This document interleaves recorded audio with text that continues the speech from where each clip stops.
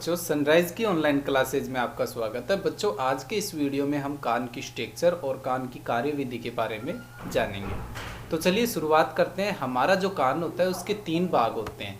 Keep जैसी कर्णपाली और कान के पर्दे तक जाने वाली नलीनुमा रास्ते को बाहरी कान कहते हैं, यानी जो बाहर की तरफ से नजर आ रही जो कीप जैसी संरचना है उसको बाहरी कान बोलते हैं। यह कर्णमूल मोम के बाहरी कण इकट्ठे होते हैं। मध्य कान कान के पर्दे व अंतःकरण की शाखा के बीच में होता है। अंतःकरण कर्ण हड्डियों से जुड़ा इस हड्डियों में स्थित होता है। यह शंखाकृति अंग ध्वनि आवाज की तरंगों व शरीर की मुद्राओं यानी खड़े होने, लेटने, बैठने व आदि के बदलावों को तंत्रिका के संकेतों में बदल देता है और सुनाई देने वाली बनी तंत्रिका 8वीं मस्तिष्क तंत्रिका को संकेत मस्तिष्क तक पहुंचाता है। यानी 8 जो तंत्रिका है वो मस्तिष्क तक संदेश पहुंचाती है। चलिए अब देखते हैं कान के जो 3 पार्ट होते हैं। तो सबसे पहला पार्ट है बाहरी कान। कीप या कर्णपाली से आवाज की तरंगें इकट्ठी करके कान के पर्दे तक पहुंचती है।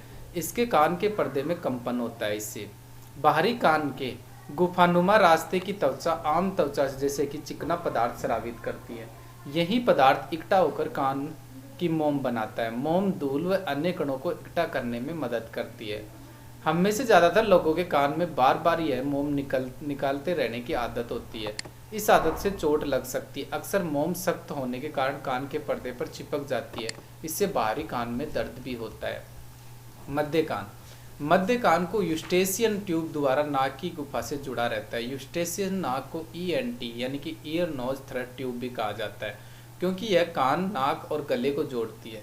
इसके कारण मध्यकर्ण वातावरण में अचानक हुए हवा के दबाव और बदलाव को झेल सकती है। अगर अचानक किसी विस्फोट या धमाके की आवाज़ कान के पर्दे से टकराएगी तो वो फटता नहीं है, क्योंकि इस जबरदस्त दबाव को ENT द्वारा नाक की गुफा में चला जाता है। पर यह मुश्किल है कि यही ENT ट्यूब नाक व गले के संक्रमण कान तक पहुंचाती है। यानी नाक और गले का जो संक्रमण होता है वो भी इसी ट्यूब के द्वारा कान तक पहुंचता है।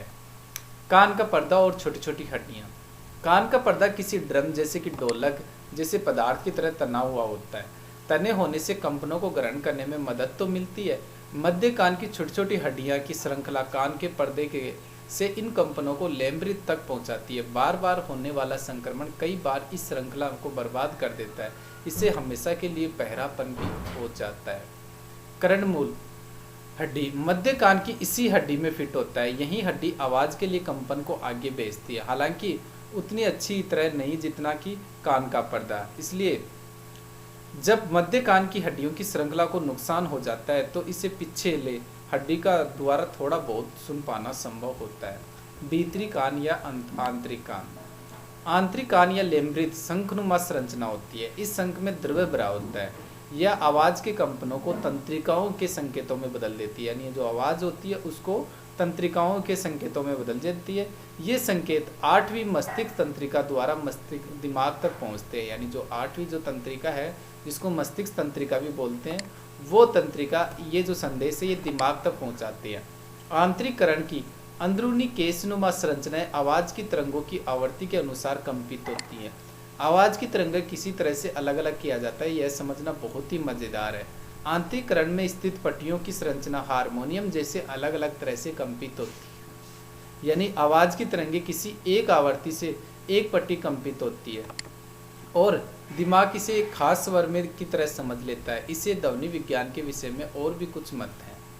चलिए अब देखते हैं शरीर संतुलन। आंतरिकरण एक और काम भी है शरीर का संतुलन बनाना। संघ से कुछ अलग अलग तले जैसे आड़े, तिरछे, खड़े स्थिति में 3 अर्धा गोलाकार नलिकाएं आंतरिकरण से निकलती है। ट्यूब में पड़े कण शरीर की स्थिति के अनुसार विशिष्ट नलिका में जमा होते हैं। इसी में संतुलन का एहसास होता है। यानी कि सिर की अवस्था के अनुसार कण के एक नलिका में ज़्यादा होंगे, 2 में कम होंगे, तो उससे मिलने वाला अतिरिक्त उद्दीपन सिर की किसी खास स्थिति का ज्ञान देगा। इस संतुलन करने के लिए किस संरचना में किस समय गड़बड़ी से जी मचलता है।